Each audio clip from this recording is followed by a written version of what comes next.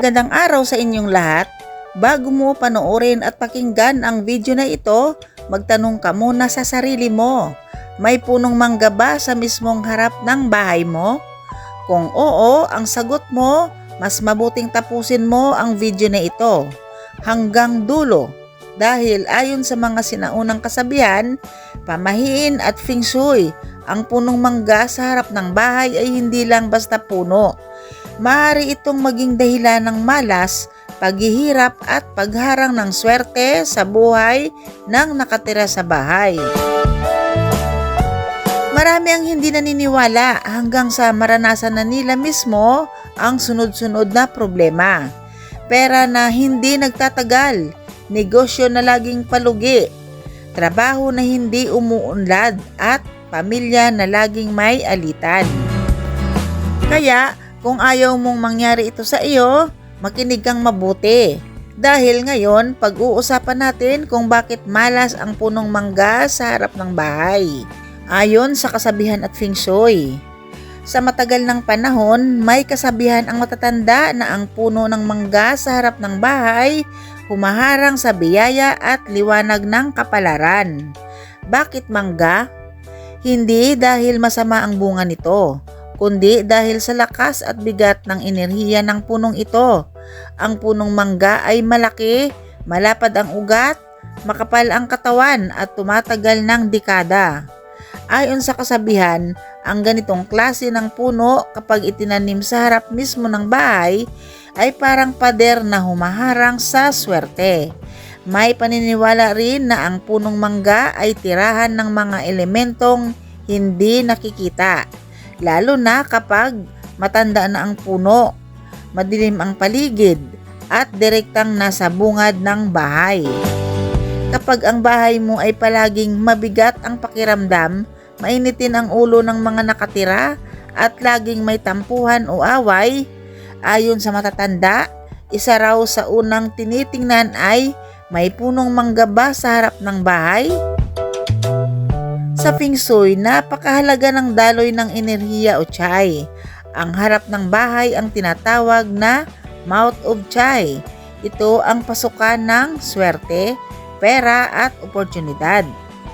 Ngayon, isipin mo ito. Kung ang bungad ng bahay mo ay natatakpan ng malaking puno, nasasapawan ng anino, nahaharangan ng sanga at ugat, ano ang mangyayari sa swerte? Hindi ito makakapasok ng maayos. Sa feng shui, ang punong mangga ay mabigat ang yin energy. Nagdudulot ng sobrang anino, humihigop ng enerhiya mula sa lupa. Kapag nasa harap ng bahay, humihina ang lack sa pera. Bumabagal ang career growth at nagiging pabigat sa desisyon ang isip. Kaya sinasabi ng feng shui, kung gusto mong pumasok ang swerte, huwag mong haharangan ng pintuan ng bahay, lalo na ng punong may mabigat na enerhiya. Marami ang nagkukwento ng mga karanasang ganito. Biglang bumagsak ang negosyo, laging may gastos na hindi inaasahan. May trabaho pero kulang ang pera. Laging may sira sa bahay, may sakit na pabalik-balik. Ayon sa feng shui, ang punong mangga sa harap ng bahay ay parang sponge na sumisip-sip ng swerte, humahadlang sa positive flow, nagpapabigat sa kapalaran ng pamilya. Mas delikado kung nasa tapat ng main door, direktang nakaharang sa gate at mas mataas pa sa bubong. Kapag ganito, sinasabi ng matatanda at sa kasabihan, hindi malas ang tao. Ang pwesto ng bahay ang problema. Maraming nagsasabi, pamahiin lang yan, walang epekto ang puno, huwag kayong nagpapaniwala dyan. Pero tandaan mo ito, hindi lahat ng enerhiya ay nakikita, parang hangin, hindi mo nakikita pero nararamdaman mo. Maraming tao ang hindi naniniwala sa feng shui hanggang sa paulit-ulit silang nadadapa sa buhay. Kahit anong sipag, parang kulang pa rin, parang may humihila pababa. At kapag tinatanong sila, ano ang nasa harap ng bahay mo? Tahimik silang sumasagot, may malaking punong mangga. or kahit Indian mango, mangga pa rin po yan. Linawin natin, hindi masama ang punong mangga. Ang masama ay ang maling pwesto. Sa Feng Shui, mas mainam na ilagay ang punong mangga sa likod ng bahay o sa malayong bahagi ng bakuran, huwag sa mismong harapan. Kapag nasa likod, nagiging proteksyon, nagsisilbing suporta, hindi humaharang sa swerte. Kung ayaw mong putulin, iwasan ang direktang anino sa pintuan, bawasan ang sanga, panatilihing maliwanag ang bungad ng bahay. At bago tayo tuluyang magtapos, may isang napakahalagang paalala din na madalas binabaliwala ng marami. Kung ang punong mangga ay nasa gilid ng bahay, hindi pa rin ito ligtas sa malas. Kapag ang mga sanga at dahon nito ay sumisilong o tumatakip sa bubong ng bahay, kahit pa sabihin mong hindi naman nasa harap ng bahay, sa gilid lang naman. Kahit Indian mango lang naman yan. Wala itong pinagkakaiba sa Feng Shui at kasabihan.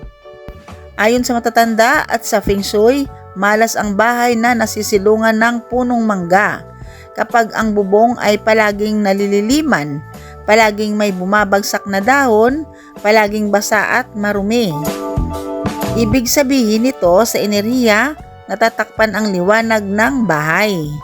Binibigatan ang aura ng pamilya, hinahadlangan ang pag-angat ng kapalaran. At hindi lang ito usapin ng swerte. Sa praktikal na aspeto, ang dahon ng mangga ay may acidic na katangian. Kapag naiipon sa bubong, unti-unti nitong sinisira ang yero at kesame. Nagdudulot ng tagas, amag at sirang bubong na maaring mabubulok. Ayon sa kasabihan, kapag ang bubong ay unti-unting nasisira, kasabay nito ang pagtagas ng swerte. Kaya kung ang bahay mo ay laging may inaayos sa bubong, laging may gastos na hindi matapos-tapos, laging parang may humihigop ng pera, tingnan mo ang itaas ng bahay mo. May sanga ba ng mangga na sumisilong sa bubong? Sa Feng Shui, malinaw ang babala. Ang bubong ay simbolo ng proteksyon at kapalaran. Kapag ito ay natatakpan ng mabigat na enerhiya ng punong mangga, humihina ang proteksyon ng bahay at pamilya. Kaya ang payo, putulin o bawasan ang sanga. Siguraduhing hindi nalililiman ang bubong. Panatilihing maliwanag at bukas ang itaas ng bahay. Dahil tandaan mo ito, hindi agad dumarating ang malas. Minsan, unti-unti itong pumapasok habang tahimik mong hinahayaang masilungan ng bahay mo ng punong hindi nandoon. Sa mga hindi naman nakakaalam, marami din ang gustong may punong mangga sa kanilang bubong dahil nakakatulong daw para sa init, para maliliman ang kanilang bubong, para maging malamig ang bahay. Totoo po yun, nakakatulong po siya, pero kung yan ang iisipin nyo. Pero kung pagdating sa enerhiya, hindi maganda ang daloy ng swerte na papasok sa bahay nyo. Dahil kami mismo ng aming pamilya ay nakaranas ng ganyan. Dati po kasi nagkaroon kami ng motor shop. Tapos ang motor shop na yon ay nasisilungan ng punong mangga. Ang punong mangga ay nasa gilid lang naman ng shop. Pero napakalaki ang punong mangga. Tapos pag may bunga nga po ang punong mangga lumalagabog talaga yung bubong namin kasi doon sila bumabagsak pati yung mga dahon. Kaya nasisilungan talaga ang bubong ng mga dahon ng punong mangga. Pero sa totoo lang, talagang walang nangyari doon sa aming motor shop. Hindi lang po yun ang nangyari kasi bago po kami upa doon kasi nangungupahan lang kasi kami dati ng pwesto doon. Meron din water station doon na hindi rin nagtagal. Pagkatapos nung wala na sila, kami naman ang sumunod doon na nangupahan at wala rin talagang nangyari. Dahil nung mga panahon na yun ay hindi ko po alam na ang punong mangga ay masama palang nakalilim sa bubong ng bahay. Lalo na ang punong mangga ay nasa tapat ng bahay. Hanggang sa pag-alis namin doon, yun nabalitaan namin, binenta na po ang pwesto na yun at tinanggal na po doon ang punong mangga. Dahil yun po ay malapit lang sa aming bahay at lagi po naming nakikita. Kaya naniniwala po talaga akong masama po ang punong mangga sa harap ng bahay kahit sa gilid po yan. Basta wag pong masisilungan ng mga dahon ang inyong bubong. At isa pong totoong kwento, ang may-ari talaga ng shop na yan ay may kaya po talaga sila. Pero ang nangyari po, nagtataka lang ang marami dahil hindi po talaga sila nagkaanak hanggang sa tumanda po sila, hindi po sila nagkaroon ng anak. Hindi alam ng marami kung ano ba talaga ang tunay na dahilan. Kaya simula nung umalis kami doon, binenta na po ng may-ari ang shop na iyan at nung nakabili po ay pinutol na nila ang punong mangga. Kaya mahalaga at mas mabuti na yung may alam at maniwala tayo sa kasabihan ng matatanda, pamahiin at sa feng shui. Bago tayo magtapos, tandaan mo ito, ang swerte ay parang bisita. Kapag hinarangan mo ang pintuan, hindi siya papasok kahit gaano mo pa siya hintayin. Kung patuloy mong babaliwalain ang mga sinyales, huwag kang magtaka kung parang laging kulang, parang laging may humahadlang at parang hindi ka makaangat.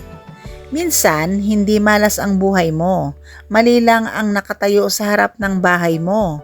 Kaya tanungin mo ulit ang sarili mo, may punong mangga ba sa harap ng bahay namin? At kung may balak kang magtanim, huwag nyo nang ituloy. Kung meron, alam mo na ang sagot. Hanggang sa muli, ito ang paalala, ang feng shui ay hindi pananakot, kundi babala para sa mga handang makinig.